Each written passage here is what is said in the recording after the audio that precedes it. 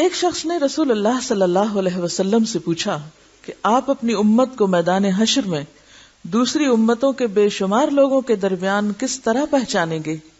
اتنی مخلوق ہوگی، شکلیں بھی ملتی جلتی ہوں گی، کیسے پہچانیں گے؟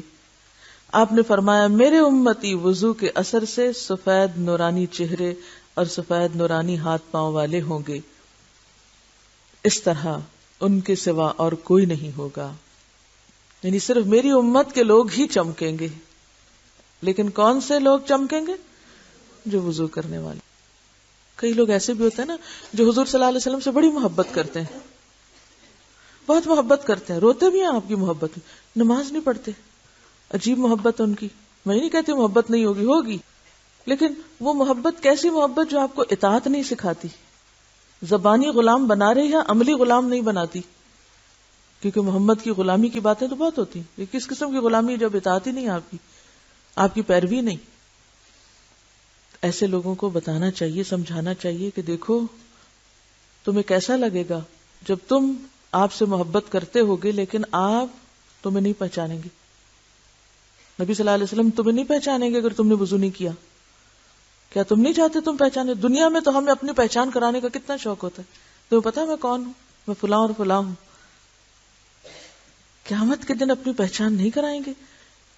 کیا آپ نہیں چاہیں گے کہ نبی صلی اللہ علیہ وسلم آپ کو فوراً پہچان جائیں اور حوض کوثر سے پانی پلائیں؟ تو اس لیے وضو ہمیشہ شوق سے کیجیے اور پورا کیجیے۔ خشک ایڑیوں کو عذاب۔ حضرت عبداللہ بن عمر رضی اللہ عنہ سے روایت ہے کہ ہم رسول اللہ صلی اللہ علیہ وسلم کے ساتھ مکے سے مدینے کی طرف لوٹے، راستے میں ہمیں پانی ملا، ہم میں سے ایک جماعت نے نماز عصر کے لیے جلد بازی میں وضو کیا، پیچھے سے ہم بھی پہنچ گئے، دیکھا کہ ان کی ایڑیاں خشک تھیں، ان کو پانی نہیں پہنچا تھا۔ رسول اللہ صلی اللہ علیہ وسلم نے فرمایا خشک ایڑیوں کے لیے آگ سے خرابی ہے، بس وضو پورا کیا کرو، یعنی جو وضو کے فرائض ہیں ان میں سے کچھ حصہ بھی خشک نہ رہے۔ اس حدیث سے معلوم ہوا کہ وضو بڑی احتیاط سے سنوار کر اور پورا کرنا چاہیے، اعضاء کو خوب اچھی طرح اور 3 بار دھونا چاہیے تاکہ ذرہ برابر جگہ بھی خشک نہ رہے۔ ایک شخص نے وضو کیا اور اپنے قدم پر ناخن کے برابر خشک جگہ چھوڑ دی، نبی صلی اللہ علیہ وسلم نے اسے دیکھ کر فرمایا واپس جا اور اچھی طرح وضو کر، کیونکہ وضو نماز کی تیاری ہے، اگر وضو ناقص ہے تو نماز کامل ہو نہیں سکتی، نماز تو ادا ہی نہیں ہوگی، آپ اقیم الصلاۃ پر عمل کر ہی نہیں سکتے۔ تو وضو پہلا قدم ہے اور اس میں طریقہ مسنون ہونے کے علاوہ کامل وضو کرنے کی ضرورت ہے۔ اس حدیث سے ایک اور بات بھی پتہ چلتی کہ اگر ایڑی خشک رہ جائے تو اتنا وبال ہے، تو کہاں یہ کہ انسان نہ وضو کرے اور نہ نماز پڑھے یا بغیر وضو نماز پڑھے۔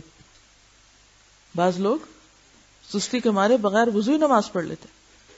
ابھی میری ایک عزیز گئی ہوئی تھی حج پر، تو وہ بہت پریشان ہو کر لوٹی، کہنے لگی کہ میں نے بہت سے لوگوں کو دیکھا کہ وہ وضو کا خیال ہی نہیں کرتے، حرم میں سو جاتے ہیں پھر اٹھ کے نماز پڑھنا شروع کر دیتے ہیں، اور ان کی گفتگو کسی خاتون سے ہی تو کہنے لگی یہاں وضو معاف ہے۔ معلوم نہیں کس نے اس کو یہ تربیت دے کے بھیجا تھا کہ حرم میں وضو معاف ہو جاتا ہے۔ بعض لوگ تو ہمارے یہاں نمازیں بھی معاف سمجھتے ہیں، وہ تو اتنے پہنچے ہوئے بزرگ ہیں ان کو نماز کی بھی ضرورت نہیں، تو اسی طرح کچھ بزرگی حرم میں جا کے یہ ہو جاتی ہے شاید کہ پھر وہاں وضو کی ضرورت نہیں۔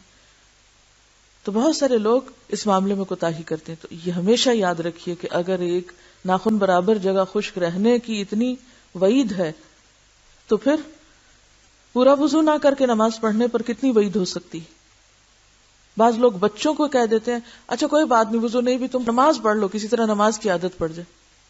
ہماری ایک عزیز ہے، انہوں نے بچپن میں یہی غلطی کی، وہ کہتی ہے کہ اب بیٹا 14 سال کا بھی ہو گیا تو اس کو وضو کرانا مشکل، کیونکہ بچپن میں میری غلطی، میں نے اسے کہا اچھا ایسے ہی پڑھ لو تاکہ کسی طرح نماز کی تو عادت ہو جائے۔ تو کچھ چیزیں ایسی ہیں کہ جن میں کوتاہی کی کوئی گنجائش نہیں ہوتی۔ بچپن سے ہی بچوں کے ساتھ کھڑے ہو کر دیکھیے، کچھ دن جب آپ 7 سال کا بچہ ہو جائے نا، نماز شروع کرائیں، کچھ دن ساتھ کھڑی رہیں، پورا واچ کریں، ورنہ دیکھا گیا کہ کئی بچے ترتیب بھی الٹ پلٹ کر دیتے ہیں اور کبھی کلی نہیں کریں گے، کبھی صحیح ناک میں پانی نہیں چڑھائیں گے۔ تو اگر شروع سے ہی عادت پختہ ہو جائے درست وضو کی تو پھر انسان کو بڑے ہو کر مشکل نہیں ہوتی۔ وضو سے بلندی درجات۔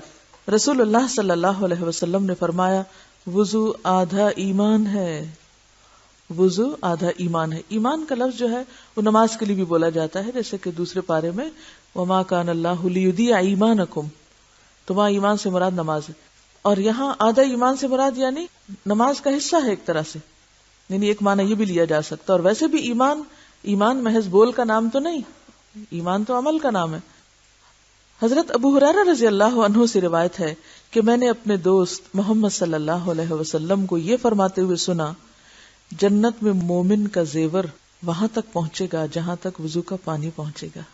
اور خواتین کو تو کس قدر زیورات کا شوق ہوتا ہے، ٹیکا بھی ہو اور جھومر بھی ہو اور چوڑیاں بھی ہوں اور کڑے بھی ہوں اور انگوٹھیاں بھی ہوں اور پاؤں تک میں کچھ نہ کچھ پہنا ہوا ہو، تو دنیا میں اس شوق کو پورا کرنے کے لیے کیا کیا کرتے ہیں۔